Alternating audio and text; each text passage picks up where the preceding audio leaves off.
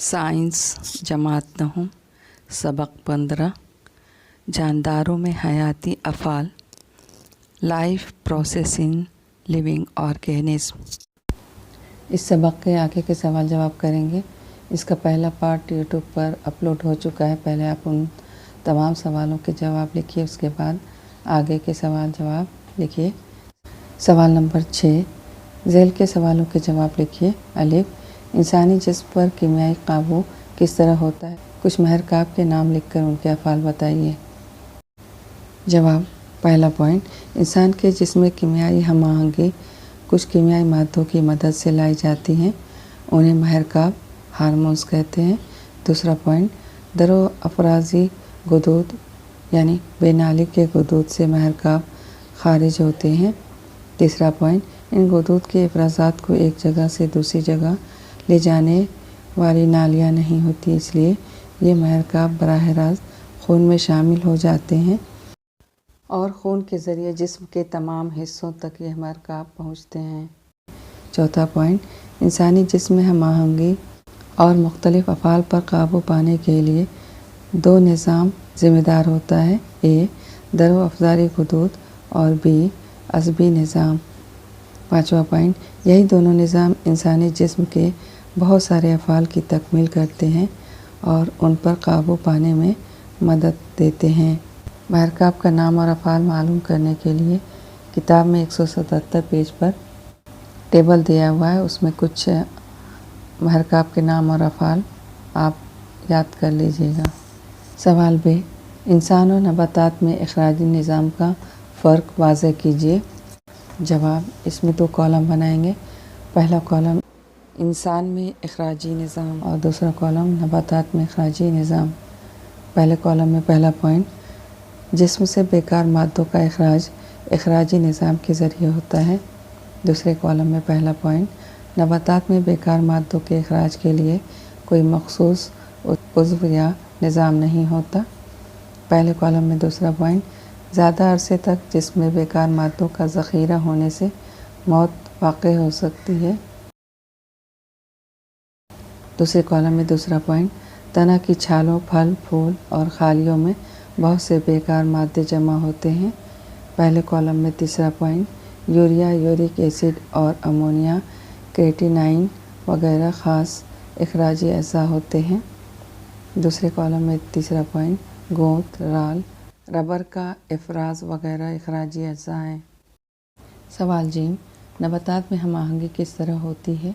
मिसालों के ज़रिए वाज़ेह कीजिए। जवाब, पहला पॉइंट, जिस्म के मुख्तलिफ़ अफ़ाल को मुनासिब तरतीब लाने के अमल को हम आहंगी कहते हैं। दूसरा पॉइंट, हैवानात के बरखिलाफ़ नबातात में हम आहंगी पैदा करने के लिए निज़ाम असबी या अज़लात का निज़ाम नहीं पाया जाता।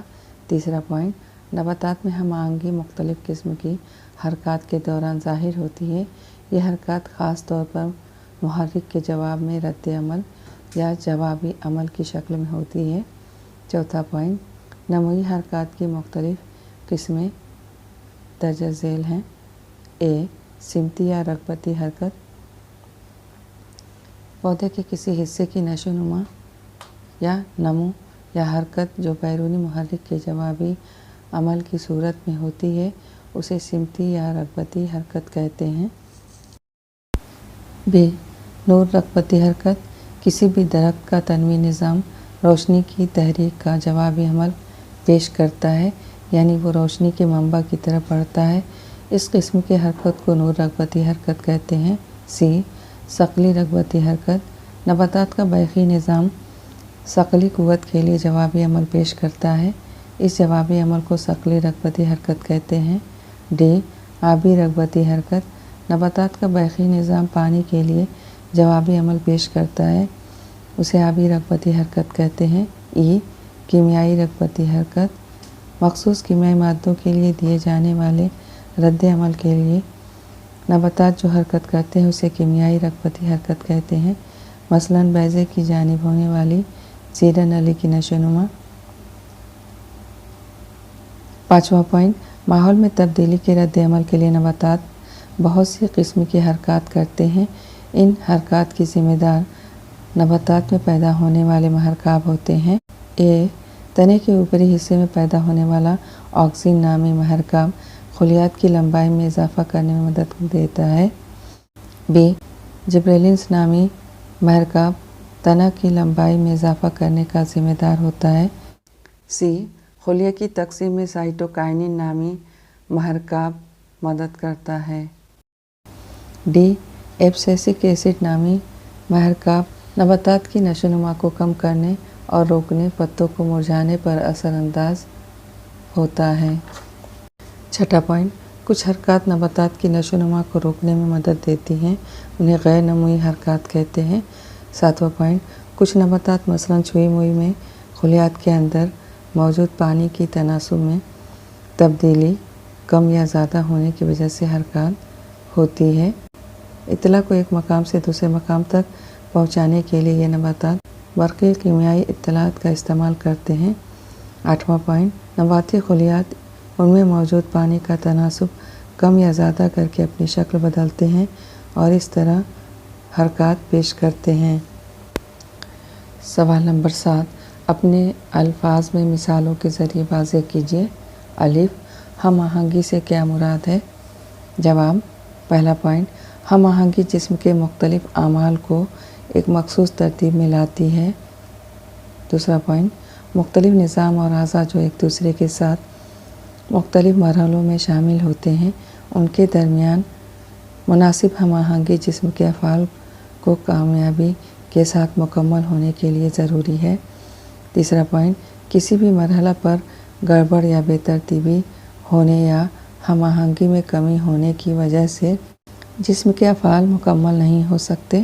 چوتھا پوائنٹ، جسم کے اندرونی اعمال کے دوران مناسب ہم آہنگی ضروری ہے۔ یہ ہم آہنگی اجزاء جیسے جسم کا درجہ حرارت، پانی کی سطح، محرکاب کی سطح یا اطراف کے ماحول میں بڑھتی ہوئی تبدیلیوں، محرکات کی وجہ سے پیدا ہوتی ہے۔ پانچواں پوائنٹ، ہم آہنگی توازن کے حالت کو برقرار رکھنے میں مدد دیتی ہے جو جسم کی بہتر کارکردگی کے لیے بہت ضروری ہوتی ہے۔ بہتر کارکردگی کے لیے جانداروں کے مختلف نظاموں میں قابو اور ہم آہنگی کی مستقل حالت ہوتی ہے، اسے ہمہ سکونیت کہتے ہیں۔ سوال ب، انسان میں اخراجی عمل کس طرح ہوتا ہے؟ جواب، پہلا پوائنٹ، زہریلے اور بیکار مادوں کے مثلاً نائٹروجنی بیکار مادوں کے جسم سے خارج ہونے کے عمل کو عمل استخراج کہتے ہیں۔ دوسرا پوائنٹ، انسانوں میں اخراجی نظام یعنی نظام استخراج کے ذریعے بیکار مادوں کا اخراج ہوتا ہے۔ تیسرا پوائنٹ، انسانی اخراجی نظام میں گردوں کی ایک جوڑی، حالب کی ایک جوڑی، مثانہ اور پیشاب کی نالی یوریتھرا شامل ہیں۔ چوتھا پوائنٹ، گردے خون سے بیکار مادوں اور زائد مضر مادوں کو الگ کرتے ہیں اور پیشاب بناتے ہیں۔ پانچواں پوائنٹ، گردے کے فعال اکائی کو نیفرون کہتے ہیں جو چھاننے کا عمل انجام دیتا ہے۔ چھٹا پوائنٹ، جب یوریا والا خون گلومیرولس میں داخل ہوتا ہے وہاں سے خون کی شوریات یعنی عروقی اشوریہ سے چھنتا ہے، اس طرح یوریا کچھ دوسرے مادے خون سے علیحدہ ہو جاتے ہیں۔ ساتواں پوائنٹ، پانی اور کچھ دوسرے چھوٹے سالمات بومنس کیپسول کے نیم نفوذ جھیلنے میں گزرنے کی صلاحیت رکھتے ہیں۔ آٹھواں پوائنٹ، بومن کیپسول میں موجود بومن کیسا میں جمع شدہ محلول نیفرون کی نلی نما حصے میں جاتا ہے جہاں پانی اور کچھ دوسرے مفید اشیاء خون میں دوبارہ جذب ہو جاتے ہیں۔ نواں پوائنٹ، بیکار مادوں کے باقی بچے ہوئے محلول سے پیشاب یعنی یورین بنتا ہے جو حالب یوریٹر کے ذریعے مثانہ میں جمع ہو جاتا ہے۔ 10واں پوائنٹ، یہ پیشاب بعد میں پیشاب کی نالی مبال مجرول بول کے ذریعے باہر خارج کیا جاتا ہے۔ 11واں پوائنٹ، چونکہ مثانے پر اعصاب کا قابو ہوتا ہے اس لیے انسان پیشاب کے اخراج پر قابو رکھنے کے قابل ہوتا ہے۔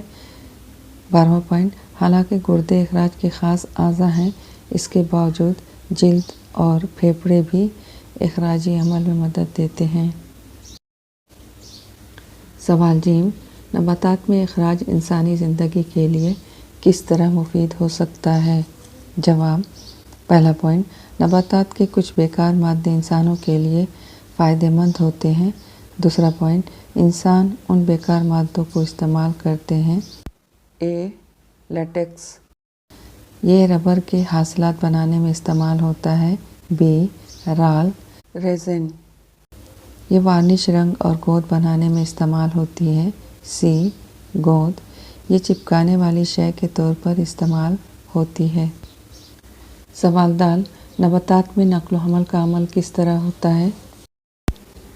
جواب: پہلا پوائنٹ، نباتات میں دو قسم کی عروقی نسیجیں ہوتی ہیں، آبی نالیاں یعنی خشبہ جو پانی پہنچاتی ہیں، اور عروقی نالیاں لہہ جو غذا پہنچانے کا کام کرتی ہیں۔